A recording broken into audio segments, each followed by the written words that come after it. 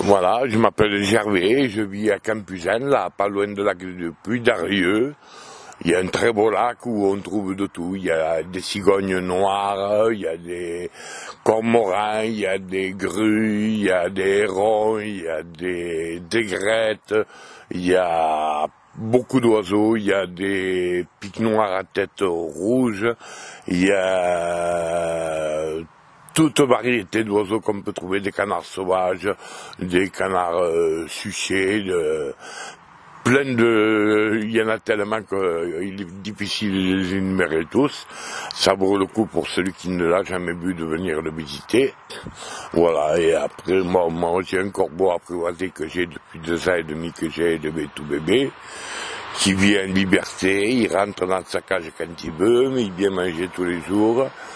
Et je suis divorcé, je vis tout seul, en plein au milieu de la nature, avec mes poules, mes lapins, mes animaux. Voilà. Et ici, les oiseaux, on les retrouve toute l'année ou il y a des périodes où il y a des périodes, comme les grues, c'est maintenant. Après, bon, il y a les cigognes, c'est pareil, c'est à l'époque. Mais là, les cigognes, c'est très rare. On en a vu, c'est les premières qui sont arrivées, là, il y a 1 an de ça. On en a vu 8. Alors qu'on n'en avait jamais vu de cigogne ici. On ne sait pas comment elles se sont retrouvées ici. Mais alors après, tous les autres oiseaux, il y en a beaucoup. Il y a des palombes, il y a plein de choses qui se sont acclimatées ici et qui restent comme les aigrettes. Il y en a beaucoup 80% de celles qui sont ici, le reste elles nidifient ici et tout. Voilà, elles traversent, il y a une année où il y a eu un très fort hiver, il y en a 80% qui sont mortes de froid parce qu'elles n'ont pas pu trouver à se nourrir. Et après, il en est revenu quelques-unes parce qu'il y a pas mal de paysans qui ont des vaches et tout, comme elles suivent les troupeaux et tout.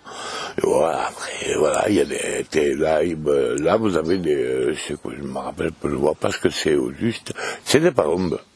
Voilà, il y a les palombes qui nidifient ici aussi, qui ne traversent pas les Pyrénées. Elles restent là. Il y en a d'autres qui repartent en Espagne, qui vont un peu partout.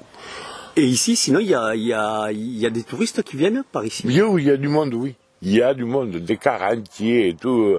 Ah oui, toute l'année, c'est en bas, là, ils ont fait comment on appelle ça, des abris pour que les gens puissent regarder discrètement sans déranger les oiseaux. Mais il y a du monde toute l'année, oui. Il y a des aires de repos où ils peuvent pique-niquer, ils peuvent filmer et le temps de faire.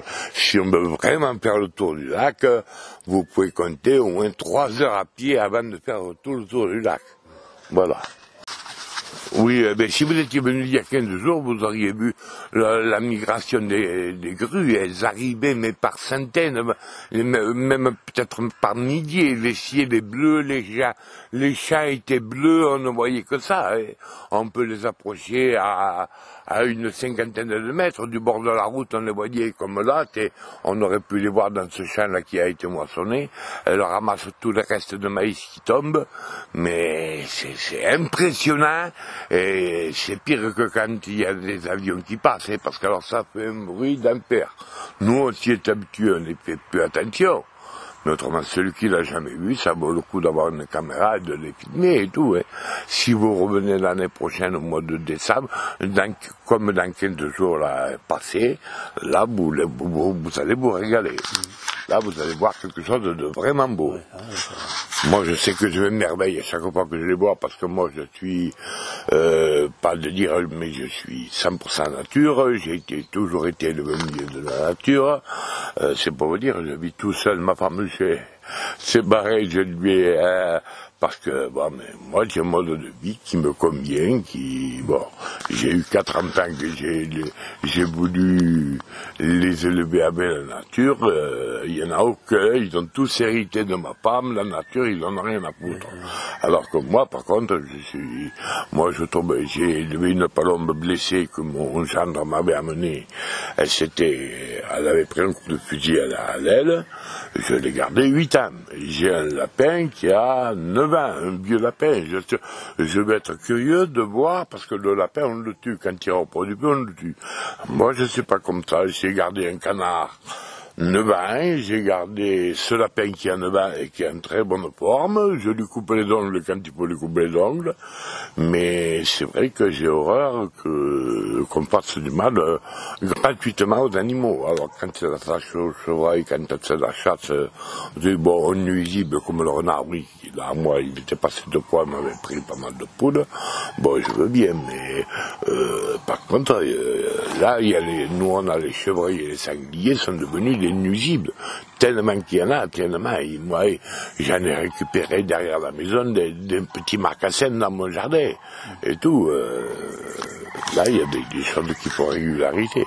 Mais voilà, vous voyez, là vous en avez. C'est encore. magnifique. Il y en a encore quelques-unes. C'est magnifique. Mais là, c'est rien, ça. Là, c'est rien, il y en a une dizaine. Mais là, tu voyez, ça arrive là. Alors c'est marrant parce que quand elles ne peuvent pas passer l'école, on les voit partir, et puis d'un seul coup, on les voit tourner, elles reviennent, elles se posent là, elles nichent là le temps que les Pyrénées se dégagent, et puis après, quand les Pyrénées sont libres, elles repartent.